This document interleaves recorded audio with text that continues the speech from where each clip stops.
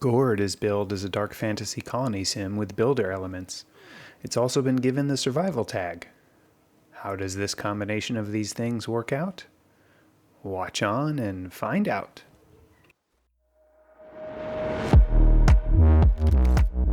My name is Thoraxe, and this is Strategy for Busy People. If you've got a few minutes, I'll tell you what to play. For whatever reason, Gord by Covenant.dev has been on my radar for a really long time.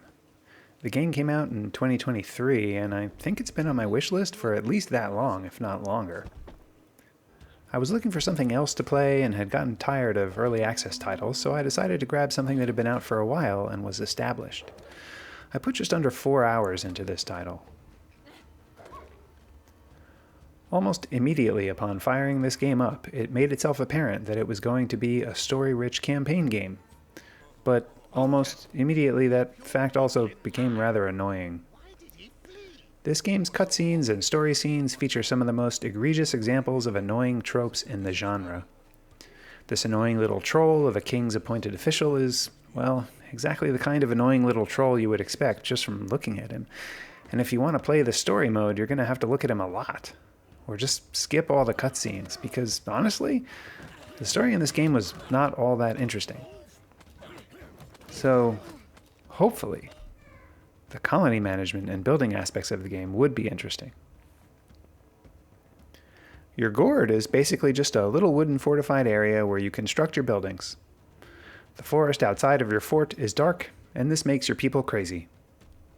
No, I mean a literal game mechanic is sanity, and if it falls too low, your people go cuckoo, and bad things might happen. Managing their sanity is definitely something that has to be done. Unsurprisingly, in yet another played-out trope, getting drunk on mead can restore sanity, so building a meadery allows your people to restore sanity at the cost of not doing whatever job they were assigned to before they started to go crazy. And at least with the buildings that restore status, like the meadery for sanity and the bathhouse for health, the characters will stop whatever they're doing when things get bad and go take care of themselves. Usually. Characters have various skills, which I can only assume makes them more efficient at their jobs. Being a high-level woodcutter hopefully means that you can cut wood faster than a total noob. Being a skilled fighter hopefully means you actually, fight better or something. Professions in the game are not fixed, and your fighter can become a fisherman and then a forager and then maybe find some other profession that involves an F word. Hey, get your mind out of the gutter. This is a sometimes kid-appropriate channel here, people. So, yeah, you just right-click your person onto a building and poof, they change professions. When you don't have a lot of people and you need to fight, this fact can be useful because it allows you to notice enemies ahead of time and then change someone into a fighter or to go off and do battle and then change them back.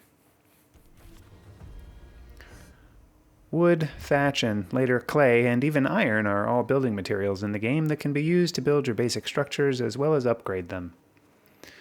The campaign ever so painfully, slowly, and boringly introduces these mechanics to you, even going so far at the very beginning of the game to warn you that many of these mechanics will come later. I should have realized that this was more of a threat than a promise, because I gotta tell you, the boredom was real on this one. Now, don't get me wrong. I used to love the super OG Warcraft games, and for whatever reason, Gord is giving me mega OG Warcraft vibes. You build your little settlement and some rudimentary defenses and focus on your resource gathering, and then stop everything that you're doing to deal with an incoming battle situation. But, honestly, the fighting in this game is mostly uninteresting and predictable. Sure, maybe things will get harder on later in the game, but for the most part, you take a few fighting characters into a group of enemies and just kind of wait around for things to happen. There's really almost no strategy to it whatsoever.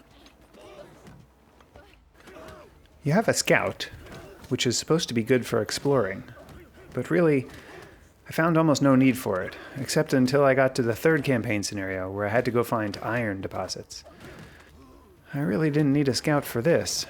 So maybe in the free play kind of modes of this game, they play more of a role, perhaps with their enhanced sight radius or whatever. Oh, and as you walk around the map, there are all kinds of things littered about that you can click on. In some cases, this results in you finding an item that can be equipped to your characters, which gives them some kind of stats boost. For example, some boots that make the character move faster, which I decided was useful for my scout.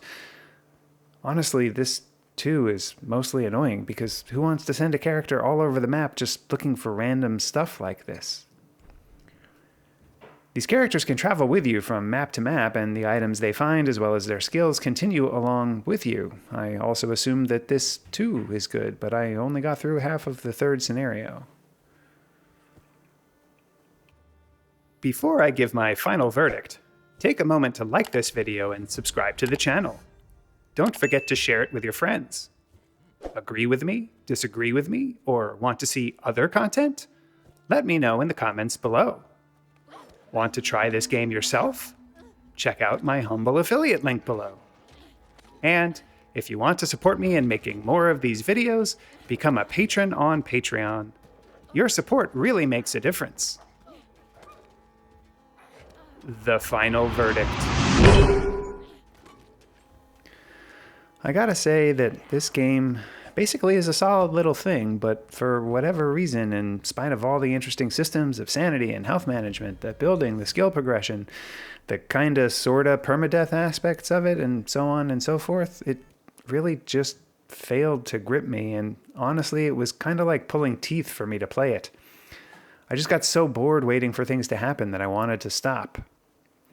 Nothing is especially or exceptionally standout bad with this game in terms of the game mechanics, but nothing is really especially or exceptionally standout good with it either.